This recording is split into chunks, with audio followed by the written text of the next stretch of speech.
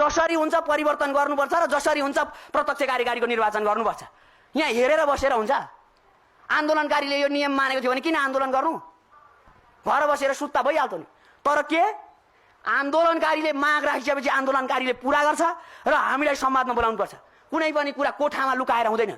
हामी छौँ नि, जिउँदै छौँ हामी जिउँदै छौँ। त्यसो हुँदा जिउँदा मान्छेले जिउँदाका मतलब अहिलेको नेपाली समाज त्यो शहीदले देखेको सपना पूरा गर्न चाहन्छौँ। शहीदले देखेको सपना यो तरिकाको अहिलेको तण्ड वितण्ड होइन।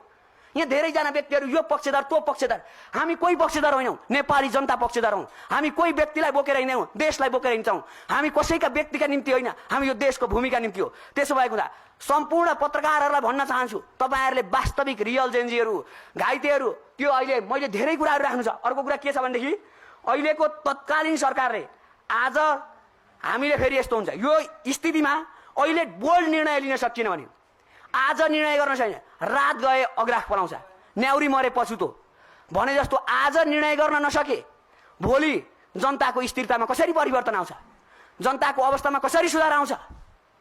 त्यसो भएको हुँदा सबैजनाले के हो भनेदेखि यो पत्रकारको मिडिया मार्फत हामी भन्न चाहन्छौँ तपाईँहरू हाम्रो साथी हो। हामी तपाईँहरूसँग संवाद गर्न चाहन्छौँ, तपाईँहरूलाई तपाईँहरूका विचारहरू सुन्न चाहन्छौँ र हामी भन्न चाहन्छौँ देशले परिवर्तन चाहेको छ, मुलुकले परिवर्तन चाहेको छ। हामी डेमोक्रेसी पक्षधर हो। हामी डेमोक्रेसी पक्षधर हो। डेमोक्रेसी पक्षधरले के भन्छ?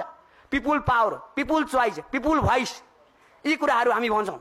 त्यसो हुँदा डेमोक्रेसीले परिवर्तन ल्याएको, तर अवस्था परिवर्तन। अब दुई तिहाईको मतलब कि आज राष्ट्रपतिबाट विज्ञप्ति जारी भएछ, अलिकति चाहिँ मलाई दुःख लागेको छ। त्यो विज्ञप्तिमा भनिएको छ अब संविधानको रक्षा गरियो। संविधानको रक्षा होइन, देशको रक्षा गर्छन् नेपाली जनताले। संविधानको विधि पद्धति बनाएर अगाडि बढ्छन् नेपाली जनता। विधि भन्दा पछाडि त किन जान्छन्? तर विधि बनाउने कुरामा के हुन्छ, अहिलेको विधिले मुलुकको परिवर्तन गर्न सक्दैन। यो कुरा जहाँ बोल्नुपर्छ, जहाँ गर्नुपर्छ हामी तयार छौँ। जहाँ बोल्नुपर्छ, जहाँ बोलाइन्छ तयार छौँ। तर हामी कसैलाई विरोध गर्दैनौँ। तर के चाहिँ भनेदेखि नेतृत्व लिएर गइसकेपछि नेतृत्वले तुहाउन चाहिँ पाउँदैन। माग र मुद्दाहरू तुहाएर चाहिँ अगाडि बढ्न पाउँदैन। परिस्थितिले शून्यता छ। हामी के भन्छौँ? नेपाल अहिले दुःखमा छ। नेपाल भूमिले शान्त चाहन्छ, मुलुकले परिवर्तन चाहन्छ, जनताले अवस्था परिवर्तन चाहन्छन्। त्यसो भएको हुँदा आज हामीलाई भनिरहेका छन्, हामीलाई गाउँ र बस्तीबाट फोन आइरहेको छ, तपाईँहरू सडकमा आन्दोलन गर्नु, अब गाउँ परिवर्तन हुँदैन, गाउँमा त आन्दोलनै भएन त भनिराख्नुहोस्। ढुक्क हुनुहोस्, परिवर्तन गाउँदेखि सहरसम्म हुन्छ।